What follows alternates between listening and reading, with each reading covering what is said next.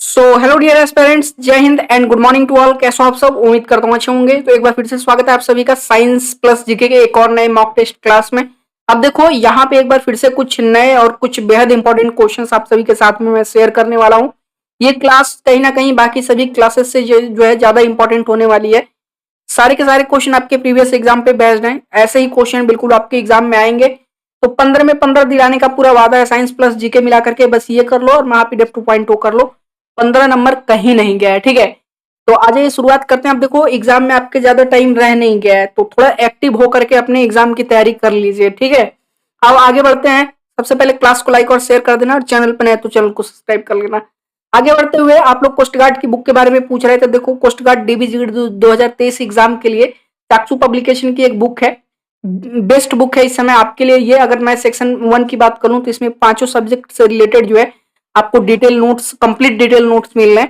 साथ ही में 3000 प्लस जो है आपको एमसीक्यू क्वेश्चन, बहुविकल्पीय question, previous exam based question आपको मिल रहे हैं।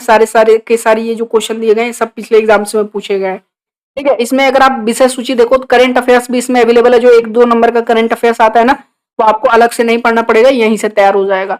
देखो ये बुक जो है आपकी अमेजन, फ्लिपकार्ट हर जगह अवेलेबल है। तो डिस्क्रिप्शन में मैंने लिंक दे दिया है, आप घर बैठे जाओ मंगा करके जो है लिंक से अपनी तैयारी बेहतर से बेहतर करो, ठीक है। घर बैठे मंगा लोगे और तैयारी एग्जाम तक आप बेस्ट कर सकते हैं इस बुक से, ठीक है। तो अमेजन और फ्लिपकार्ट हर जगह अवेलेबल है। चाक्षु पब्लिकेशन कोस्ट गार्ड डीवीजेडी बुक है आपकी, ठीक है। आइए आगे बढ़ते हैं क्लास की तरफ। अब देखो सबसे पहला क्वेश्चन देख लेते हैं। क्वेश्चन फॉर यू है, कल का होमवर्क वाला क्वेश्चन है, याद है ना? क्या दिया था? When was Panchsheel agreement sign between India and China के बीच में पंचशील समझौता कब हुआ था? किसको लेकर के? तिब्बत को लेकर के, ठीक है। चलो, और मैंने ये आपको एक हिंट दिया था इसके लिए कि ये कार्यकाल किनके कार्यकाल में हुआ था? ये पंडित जवाहरलाल नेहरू के कार्यकाल में हुआ था। तो 1954 में जो है क्या हुआ? ये पंचशील समझौता तिब्बत का जो है हुआ था, याद रहेगा। 1954 में जो है इंडिया और चाइना के बीच तिब्बत पंचशील एग्रीमेंट हुआ था, ठीक है। जिसमें 5 जो है तिब्बत को लेकर के, उसमें 5 अलग अलग तरह के जो है आपके नियम दिए गए थे, जिस पर सभी ने जो है राजी होकर के एग्रीमेंट किया था, ठीक है, साइन किया था। ऑप्शन नंबर सी आपका करेक्ट आंसर होगा। आगे बढ़ते हैं हमारे इस क्लास के पहले क्वेश्चन के साथ में। बेहद इंपॉर्टेंट क्वेश्चन जो हर एग्जाम में पूछता है, सबका मैं बताऊंगा, याद रखना। The speed of light will be minimum while passing through. देखो मैक्सिमम और मिनिमम सब बताऊंगा, क्योंकि स्पीड ऑफ लाइट से संबंधित बहुत क्वेश्चन पूछता है, ठीक है। देखो अगर मिनिमम पूछता है स्पीड ऑफ लाइट किस में होता है, आपको बताना है ग्लास में। कितना होता है? 2 लाख। कितना होता है? 2 लाख, याद रहेगा। 2 लाख किलोमीटर पर सेकेंड, ठीक है। उसके बाद अगर मैक्सिमम पूछता है, मैक्सी पूछता है, तो मैक्सी में आप बताओगे वैक्यूम में, ठीक है। वैक्यूम में मैक्सिमम होता है स्पीड ऑफ लाइट, कितना होता है? 3 लाख, ठीक है, याद रहेगा। उसके बाद ये 3 लाख किलोमीटर पर सेकेंड हो गया। उसके बाद अगर इसके बाद पूछता है कि उससे कम किस में होता है, तो उससे कम किस में होता है बताइए? एयर में होता है। कितना होता है? 2,99,99,000 समथिंग में होता है। और उससे कम अगर पूछता है तो वाटर में 2,25,25,000 समथिंग होता है। और सबसे कम किस में होता है? ग्लास में 2 लाख, ठीक है, याद रहेगा। 2 लाख किलोमीटर पर सेकेंड। और अगर इसमें पूछ लेता है वैक्यूम में, तो 3 लाख किलोमीटर पर सेकेंड, ये मैक्सिमम होता है वैक्यूम में, ठीक है। आगे बढ़ते हैं अगले क्वेश्चन के साथ में। The purpose of choke is in tubelight. ये शानदार क्वेश्चन है। कि ट्यूबलाइट में चोक का इस्तेमाल किया जाता है, उसका क्या पर्पज होता है, क्या उद्देश्य होता है, किस उद्देश्य से उसका इस्तेमाल किया जाता है? बेहद शानदार क्वेश्चन है, गलत मत करेगा। इंड्यूस हाई वोल्टेज को इंड्यूस करने के लिए, मतलब हटाने बढ़ाने घटाने के लिए, ठीक है, कम करने के लिए, या लो रेजिस्टेंस करने के लिए, ठीक है, या इंड्यूस हाई रेजिस्टेंस को क्या है? घटाने कम करने के लिए, या लो वोल्टेज को कम करने के लिए? बताइए, गलत मत करिएगा। देखो होता क्या है ना, ये जो चोक का जो इस्तेमाल किया जाता है ट्यूबलाइट में, जब वोल्टेज हाई होता है ना, तो इसको क्या करता है? ये बैलेंस करता है, कम करता है, ठीक है। इंड्यूस हाई वोल्टेज को इंड्यूस करने के लिए, कम करने के लिए। इंड्यूस मतलब होता है कम करना, ठीक है। तो ऑप्शन नंबर ए आपका करेक्ट हो जाएगा। ये क्वेश्चन इंपॉर्टेंट है, याद रखिएगा, एग्जाम में आ सकता है। अगला क्वेश्चन कर रहा है, it is more difficult to walk on ice than on a concrete road. ये आसान है ना। देखो ये सारा खेल फ्रिक्शनल फोर्स का है, ठीक है। अब देखो होता क्या है कि बर्फ पे चलना ये जो है डिफिकल्ट होगा। क्यों? क्योंकि वहां पे फ्रिक्शन कम होगा, और कहीं ना कहीं जो कंक्रीट वाला रोड होगा उस पर फ्रिक्शन ज्यादा होगा, ठीक है। तो there is very little friction between ice and feet pressing it, ठीक है। तो जब फीट जो है, जब हम लोग बर्फ पे चलते हैं, प्रेस करते हैं फीट से आइस को, तो हमारे पैर, जो हमारे पैर होते हैं, फीट जो होता है, ठीक है, उसके और आइस के बीच में बेहद कम क्या है? घर्षण होता है, फ्रिक्शन होता है, जिसके कारण बर्फ पे चलना थोड़ा डिफिकल्ट हो जाता है कंक्रीट रोड के अपेक्षा। ठीक है, तो ऑप्शन नंबर ए आपका करेक्ट हो जाएगा। नेक्स्ट क्वेश्चन करते हैं। If a sound travels from air to water the quantity that remains unchanged is, ये शानदार क्वेश्चन है। कह रहा है कि अगर कोई साउंड जो है एयर टू वाटर में वो कर रही है, ट्रेवल कर रही है, तो वो क्वांटिटी आपको बताना है जो अनचेंज रहेगा। ठीक है, देखो इसमें वेलोसिटी चेंज हो जाती है, वेवलेंथ चेंज हो जाता है, एम्पलीट्यूड जो है चेंज हो जाएगा, लेकिन फ्रीक्वेंसी नहीं चेंज होगी। ठीक है, याद रखिएगा जब साउंड जो है किसी एक मीडियम से दूसरे मीडियम में जब इंटर करेगा, ठीक है, तो क्या उसकी चेंज नहीं होती है, कभी फ्रीक्वेंसी नहीं चेंज होती है। वेलोसिटी चेंज हो जाएगा, वेवलेंथ चेंज हो जाएगा, एम्पलीट्यूड चेंज हो जाएगा। ठीक है, लेकिन क्या नहीं चेंज होता है, वेवलेंथ कह रहा हूं, फ्रीक्वेंसी नहीं चेंज होता है। ठीक है, ऑप्शन नंबर बी आप याद रखिएगा, एग्जाम में पूछा गया ये क्वेश्चन है, पिछली बार था। अगला question, the basic reason for extraordinary sparkle of suitably cut diamond, अगर सही तरीके से अगर डायमंड को कट दिया जाए, कट किया जाए, ठीक है, काटा जाए, तो उसका असाधारण चमक जो होता है, एक्स्ट्रा ऑर्डिनरी स्पार्कल, मतलब बहुत शानदार, बहुत ही जो है एक्स्ट्रा ऑर्डिनरी उसमें चमक आ जाती है। ठीक है, तो ये किसके वजह से होता है, क्योंकि उसके जो है क्लीन प्लेन्स के वजह से, ठीक है, वेल डिफाइंड क्लीन प्लेन्स की वजह से, या उसका हाई ट्रांसपेरेंसी की वजह से, या फिर उसका रिफ्रैक्टिव इंडेक्स हाई होता है इसके वजह से, क्योंकि इसका मतलब it has very high refractive index. ठीक है, या ये बहुत हार्ड होता है इसके वजह से। किसके वजह से होगा, देखो इसका रिफ्रैक्टिव इंडेक्स जो होता है ना, ये बहुत ही हाई होता है, वेरी हाई होता है, जिसके कारण अगर सुटेबली कट किया जाए डायमंड को, तो इसका एक्स्ट्रा ऑर्डिनरी स्पार्कल आपको देखने को मिल रहा है। ठीक है, मिलेगा। वैसे ही डायमंड बेहद अधिक चमकता है, आपने भी देखा होगा, ये इसके रिफ्रैक्टिव इंडेक्स की वजह से ही होता है, क्योंकि इसका रिफ्रैक्टिव इंडेक्स जो है बहुत ही हाई होता है। अगला क्वेश्चन करते हैं, ऑप्टिकल फाइबर जो है किस पे काम करता है, देखो टोटल इंटरनल रिफ्लेक्शन, इसमें कुछ पूछना ही नहीं है, बेहद आसान क्वेश्चन है, लेकिन हर बार पूछा जाता है, जिसको फाइबर ऑप्टिक्स बोलते हैं। Optical fibre optics works on the principle of total internal reflection. Next question, the thrust exerted by a body on a surface, देखो ये बहुत शानदार क्वेश्चन है। जैसे मान लो कि ये कोई सरफेस है, ठीक है, और कोई पिंड अगर मतलब किसी जगह पे रखा जा रहा है, तो उस ऑब्जेक्ट का, ध्यान से सुना, उस पिंड का क्या चीज जो है थ्रस्ट, जो प्रेशर एक्सर्ट करेगा उस सरफेस पे, वो मास करेगा उसका, the weight of the body करेगा, या फिर उसका मास करेगा उस बॉडी का, या डेंसिटी प्रेशर एक्सर्ट करेगा, या उसका वॉल्यूम। देखो मैंने आपको हमेशा बता दिया है, ये सारा खेल होगा ग्रेविटी का, है ना। प्रेशर एक्सर्ट होगा किसकी वजह से, ग्रेविटी की वजह से, और ग्रेविटी किसको डिफाइन करती है, वेट को। ठीक है, याद रखना मास क्या होता है, mass is the amount of matter in a material, किसी भी मटेरियल के अंदर कितना, किसी भी जो है मटेरियल के अंदर कितना मैटर भरा पड़ा है, वो उसका टोटल मास होता है उस ऑब्जेक्ट का। ठीक है ना। और वेट क्या होता है, weight is a measure of how the force of gravity acts upon the mass, मतलब जो फोर्स ऑफ ग्रेविटी है वो मास के ऊपर कैसे काम कर रही है, ये वेट उसका मेजर होता है ना। तो याद रखिएगा प्रेशर हमेशा क्या होगा, कहीं ना कहीं ग्रेविटी से क्या होगा, परे तो हो नहीं सकता है, ग्रेविटी में ही होगा ना प्रेशर लगेगा। हमेशा जो थ्रस्ट किसी भी ऑब्जेक्ट के द्वारा किसी सरफेस पे जब किसी ऑब्जेक्ट को रखा जाता है, जो प्रेशर एक्सर्ट होगा the weight of the body के द्वारा होगा वो प्रेशर एक्सर्ट, वो थ्रस्ट एक्सर्ट। ठीक है, ऑप्शन नंबर सी आपका करेक्ट होगा। अगला question, when A bottle of perfume is opened, ये तो शानदार है ना यार, ये एग्जांपल मैं पहले दे चुका हूँ, ये इस क्वेश्चन को हम लोग स्किप करते हैं, लेकिन आपको बता देता हूँ। देखो ये क्या है ना, इसका मतलब ये हुआ कि डिफ्यूजन हुआ, प्रसार होता है ना। तो प्रसार डिफ्यूजन मतलब जैसे मान लो कि क्या होता है, सबसे अधिक डिफ्यूजन किस में होता है, गैसेज में होता है। क्यों, क्योंकि उसके मॉलिक्यूल्स जो है बहुत दूर दूर होते हैं, है ना, उसके एटम्स बेहद दूर दूर होते हैं, उनको मोशन करने में आसानी होती है और बहुत तेजी से फैलते हैं। तो वही कह रहा है कि अगर कोई जो परफ्यूम का बोतल हो गया या फिर अगरबत्ती, अगर तुम कमरे के किसी एक कोने में अगर खोलते हो या जलाते हो, तो तुरंत वो पूरे कमरे में फैल जाता है। ये किस वजह से होता है, क्योंकि वो क्या होता है, एक एयर का काम करता है। वो परफ्यूम जब बाहर आता है तो वो हवा का काम करता है ना, एयर के रूप में आता है, लिक्विड के रूप में तो आता नहीं है।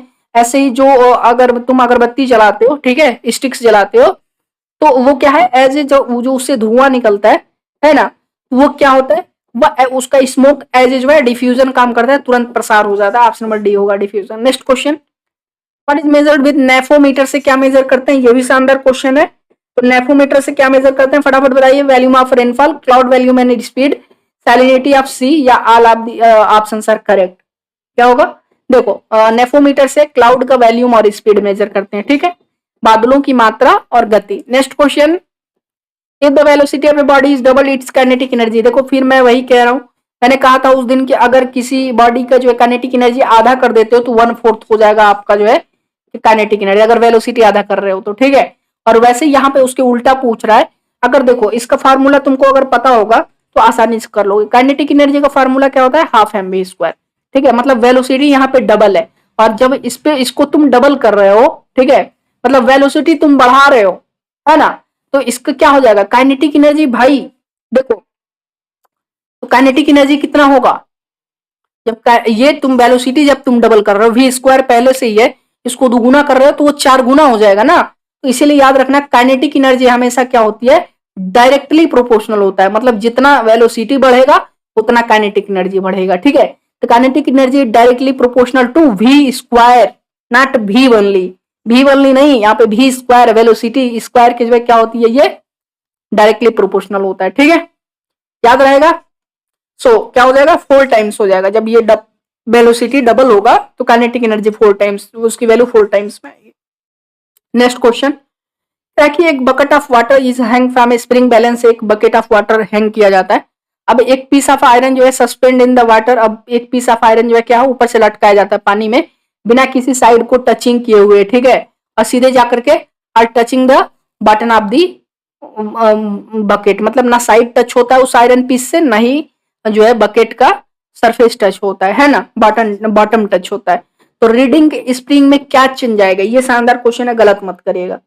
बढ़ेगा, क्यों बढ़ेगा, क्योंकि देखो एक चीज बता देता हूं, होता क्या है कि पहले जो बाल्टी पूरा भरा हुआ है उसका लेवल जब तुम आयरन रॉड डालोगे, ठीक है, तो क्या होगा, उसका लेवल, पानी का लेवल ऊपर जाएगा। इसका मतलब ये होगा कि कोई ना कोई प्रेशर जो है क्या है, जब उसके बॉटम पे, ठीक है, प्रेशर एक्सर्ट हो रहा है, तुम भले वो टच नहीं कर रहे हो लेकिन प्रेशर एक एक्सर्ट हो रहा है। जब इसके बॉटम पे प्रेशर एक्सर्ट होगा तो क्या होगा, लेवल ऑफ वाटर जो है ऊपर जाएगा, और जब लेवल ऑफ वाटर ऊपर जाएगा, ठीक है, तो क्या हो जाएगा, टोटल जो थ्रस्ट होगा, ठीक है, वो बॉटम पे वो इंक्रीज होगा, ठीक है, याद रखिएगा। टोटल थ्रस्ट मतलब टोटल जो आपका प्रेशर वो हो रहा है वो इंक्रीज होगा, तो कहीं ना कहीं क्या होगा, रीडिंग उसकी बढ़ेगी। ऑप्शन नंबर ए आपका करेक्ट होगा, ठीक है, प्रेशर उसके बॉटम पे बढ़ेगा, है ना, समझ में आ गया।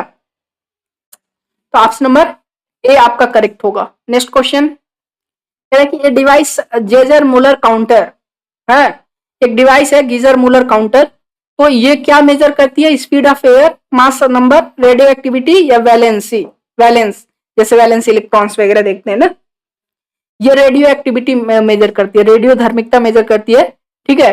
गीजर मुलर काउंटर ये रेडियो धर्मिकता जो है मेजर करती है, याद रखिएगा, ऑप्शन नंबर सी। और एसआई यूनिट अगर पूछता है तो क्या बोलोगे, रेडियो एक्टिविटी का Becquerel. Next question, skating on ice is possible. अब देखो ये कह रहा है कि बर्फ पे हम लोग स्केटिंग करते हैं ना, ये ऐसा करना संभव क्यों है, क्योंकि उसका सरफेस स्मूथ होता है, या बर्फ ठंडी होती है, या प्रेशर जो आइस पे या the pressure on the ice due to skate की वजह से जो प्रेशर होता है जो पड़ता है आइस पे, वो क्या करता है, मेल्ट कर देता है आइस को, बाई लोअरिंग, उसका मेल्टिंग पॉइंट लोअर कर देता है। जब प्रेशर किसी भी चीज पे पड़ेगा तो मेल्टिंग पॉइंट कम ही होगा, फिर क्या होता है, एक पानी का लेयर बन जाता है उसके नीचे स्केटिंग के, है स्केट बोर्ड जो होता है, ठीक है, स्केट जो होता है उसके नीचे पानी का लेयर जब मेल्ट होता है आइस, तो पानी का लेयर बन जाता है, और जब आदमी स्केटिंग करता है तो वो बर्फ पे नहीं, उस वाटर लेयर पे जो है क्या होता है, स्केटिंग कर रहा होता है। समझ में आ गया। ऑप्शन नंबर क्या होगा, ऑप्शन नंबर सी, ये एग्जाम में पूछा गया क्वेश्चन है, इंपॉर्टेंट क्वेश्चन है, याद रखिएगा। नेक्स्ट क्वेश्चन करते हैं, ध्यान से करिएगा। अगला question, the base of an electric iron is brightly polished mainly. तो वो कह रहा है कि जो इलेक्ट्रिक आयरन जो होता है, मतलब जो कपड़ा प्रेस करने वाला जो बिजली के उसका वो होता है, ठीक है, वो क्या होता है, इलेक्ट्रिक आयरन का बेस जो होता है उसको बहुत ही ब्राइटली पॉलिश किया गया रहता है, आपने देखा होगा। तो ऐसा क्यों किया जाता है, क्योंकि टू मेक उसको स्मूथ और फ्रिक्शनलेस बनाने के लिए, या उसको रस्ट प्रूफ बनाने के लिए, या उसको reduce heat loss by radiation से जो है हीट लॉस रिड्यूस करने के लिए, या उसको मोर ड्यूरेबल बनाने के लिए। किसकी वजह से होता है, देखो ये क्या होता है, ये रिड्यूस करने के लिए, ठीक है, हीट लॉस को, रेडिएशन से हीट लॉस को रिड्यूस करने के लिए उसके सरफेस को ब्राइटली पॉलिश्ड बनाया जाता है। ऑप्शन नंबर सी आपका करेक्ट होगा। अगला क्वेश्चन, ये शानदार क्वेश्चन है, गलत मत करना। बताइए, कह रहा है कि the given symbol represent dash electric component, ठीक है, ये किसका सिंबल है, रियोस्टेट का, इलेक्ट्रिक बल, एमीटर या रेजिस्टर। देखो ये इलेक्ट्रिक करंट फ्लो हो रहा है, और यहाँ पे एक तीर की तरह, मतलब की तरह, चाबी की तरह, जैसे मान लो कि जब चाहो तब इलेक्ट्रिक करंट को तुम रोक लो, और जब चाहो तब तुम क्या है, इलेक्ट्रिक करंट को बंद कर दो। ठीक है, ये रेजिस्टेंस शो कर रहा है इलेक्ट्रिक करंट के अंदर, ठीक ना। तो देखो ये करता क्या है, रियोस्टेट का काम क्या होता है, ये जो सिंबल है ये रियोस्टेट का है। अब रियोस्टेट का काम क्या होता है, ये रेजिस्टेंस बैलेंस करता है। ये इलेक्ट्रिक करंट फ्लो हो रहा है, बीच बीच में रेजिस्टेंस आपका शो कर रहा है, ठीक है। ये क्या करता है, रेजिस्टेंस को बैलेंस करने का काम करता है किसी भी सर्किट में, याद रहेगा, ठीक है। रियोस्टेट का काम क्या होता है, रियोस्टेट का, याद रखिएगा, रेजिस्टेंस को बैलेंस करने का काम करता है किसी भी सर्किट में। तो ये किसका सिंबल है, रियोस्टेट का। अगला question, who preceded over the first meeting of the constituency assembly of India, Bharat की संविधान सभा की पहली बैठक की अध्यक्षता किसने की थी, डॉक्टर सच्चिदानंद सिन्हा, पूछने की बात ही नहीं है। इनके बाद डॉक्टर राजेंद्र प्रसाद, ठीक है। तो पहले बैठक की, संविधान सभा की पहली बैठक की अध्यक्षता किसने की थी, डॉक्टर सच्चिदानंद सिन्हा, ठीक है, याद रहेगा, ऑप्शन नंबर बी। अगला question, to whom does the speaker of Lok Sabha address his resignation letter, अगर मान लो कि अगर लोकसभा के अध्यक्ष को अपना त्याग पत्र देना हो तो वो किसको देगा, डिप्टी स्पीकर, लोकसभा के डिप्टी स्पीकर को देगा, ठीक है। किसको देगा, लोकसभा के उपाध्यक्ष को। ऑप्शन नंबर सी आपका करेक्ट होगा, ठीक है। नेक्स्ट क्वेश्चन, कलिंग वार कब हुआ था, 261 बीसी, पूछना नहीं है, याद रखना है, जुबानी, एकदम जुबान पे एग्जाम में पूछा जाता है। अगला question, what is the minimum age to become member of Rajya Sabha, Rajya Sabha का मेंबर बनने के लिए सबसे मतलब मिनिमम एज, कम से कम आयु, न्यूनतम आयु कितनी होनी चाहिए, 30 साल की, कम से कम 30 साल की उम्र होनी चाहिए, ठीक है। नेक्स्ट क्वेश्चन, वो भी उड़ द ग्रैंड ट्रंक रोड किसने बनाया भाई, ग्रैंड ट्रंक रोड किसने बनाया था, शेरशाह सूरी ने। इसकी लेंथ कितनी थी, 2400 किलोमीटर, ठीक है। और याद रखिएगा अपने टाइम से ये ओल्डेस्ट रोड ऑफ एशिया है, ठीक है, याद रखो, एशिया का सबसे पुराना road and longest of Asia. अब हालांकि देखो लंबे लंबे रोड कई सारे बन रहे हैं, ठीक है, तो लॉन्गेस्ट तो नहीं कह सकते लेकिन ओल्डेस्ट जरूर कह सकते हो, oldest road of Asia and longest road of Asia, ठीक है, शेरशाह सूरी मार्ग जिसको बोलते हैं, इसको शेरशाह सूरी मार्ग के नाम से भी जानते हैं या ग्रैंड ट्रंक रोड भी बोल सकते हो। अगला question, who is known as the prophet of new India, ये एग्जाम में पूछा गया, पिछली बार का क्वेश्चन है। श्री रामकृष्ण को जो है प्रॉफिट ऑफ न्यू इंडिया बोला जाता है, श्री रामकृष्ण, याद रखना, option number B. Which religious book did Gandhi ji, किस कौन से जो है धार्मिक ग्रंथ को गांधी जी अपनी माता कहते थे, भागवत गीता को, ठीक है। क्यों, कौन से, जो फिर से याद रखना एग्जाम में पूछा जाता है, कौन से जो है धार्मिक ग्रंथ को अपनी माता कहते थे Gandhi ji, Bhagavad Gita.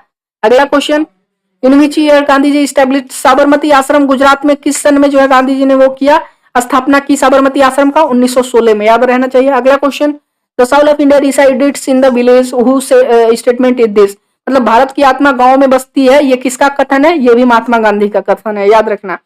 Poona pact sign between Mahatma Gandhi और डॉक्टर भीमराव अंबेडकर के बीच में पूना पैक्ट कब साइन किया गया था, मोस्ट इंपोर्टेंट क्वेश्चन जो हर बार पूछता है, 1932 में, 1932 में, ठीक है, याद रहेगा। अगला क्वेश्चन करते हैं, बाई हुम was the boundary between India and Pakistan, देखो आपको अगर नाम पता होगा तो आंसर आपको पता लग जाएगा कि किसने जो है इंडिया और पाकिस्तान के बीच की जो है बाउंड्री डेमोक्रेट किया था, ठीक है, सीमांकन किया था, किसके द्वारा किया गया था, तो कौन सी रेखा है इंडिया और पाकिस्तान के बीच, रेडक्लिफ रेखा, तो क्या होगा, सर साइरिल रेडक्लिफ, नाम उसका याद रखना, ठीक है, इस चूतिए का नाम याद रखना, सर साइरिल रेडक्लिफ ने ही इंडिया पाकिस्तान के बीच के जो है क्या सीमांकन किया था, ठीक है, ऑप्शन नंबर बी आपका करेक्ट होगा। और एक चीज और, मैकमोहन रेखा भी याद रखना, ठीक है, इंडिया चाइना के बीच की। अगला question, Giddha is a folk dance of which state, ये भी शानदार क्वेश्चन है। गिद्धा जो है एग्जाम में पूछता है किस राज्य का जो है फोक डांस है, लोक नृत्य, डेट इज पंजाब, यार पूछना नहीं है। अगला क्वेश्चन, गराड़ी किसका फोक डांस है, किस राज्य का, पुडुचेरी का, ठीक है, पुंडीचेरी भी बोलते हैं, कोई कोई पुडुचेरी भी बोलता है, ठीक है, ऑप्शन में भी आपका करेक्ट होगा। अगला क्वेश्चन देखते हैं, where is Jawahar tunnel located, ये भी शानदार क्वेश्चन है। जवाहर सुरंग जो है कहाँ स्थित है, जम्मू एंड कश्मीर में, ठीक है, याद रखिएगा। अगला question, who was the first Indian women to climb mount Everest, चलने वाली पहली भारतीय महिला, बछेंद्री पाल, पूछना नहीं है, एग्जाम में लिख के आना है, ठीक है। अगला एंड लास्ट क्वेश्चन जो आपको दूंगा होमवर्क के तौर पे आपको करना है, which is the longest lake in India, exam में बार बार पूछा जाता है। इसके बारे में अगर मैं फैक्ट बताने की कोशिश करूं, ठीक है, तो ये भारत का सबसे लंबा लेक है और जिस राज्य में है ये उस राज्य का सबसे बड़ा, ठीक है, याद रखिएगा, उस राज्य का सबसे बड़ा जो है झील है, कौन सा, Pangong lake, Pulicat lake, Kolleru lake या बेम्बनाड लेक। और ये भी कमेंट कर देना कहाँ पे है, किस राज्य में है ये, ठीक है, इंडिया का पूछ रहा है सबसे लंबा झील कौन सा है और किस राज्य में है, कमेंट करके जरूर बताना। फाइनली वीडियो कैसा लगा कमेंट जरूर करिएगा और उम्मीद करता हूँ जो है आप लोग अपनी तैयारी अच्छे से अच्छा कर रहे होंगे। तो फाइनली वीडियो को लाइक एंड शेयर कर दीजिएगा, चैनल पर नए तो चैनल को सब्सक्राइब कर लीजिएगा। फिर मिलता है एक नए वीडियो में, बहुत सारे प्यार के साथ में। तब तक के लिए बाय। और मैं कल जो है या आज ही मैं आपके लिए एक वीडियो लेकर के आऊंगा जो है स्ट्रेटजी पे कि लास्ट के जो है 10 से 15 दिन में बेहतर से बेहतर तैयारी कैसे करें। चलिए फिर मिलता है नए वीडियो में। बाय।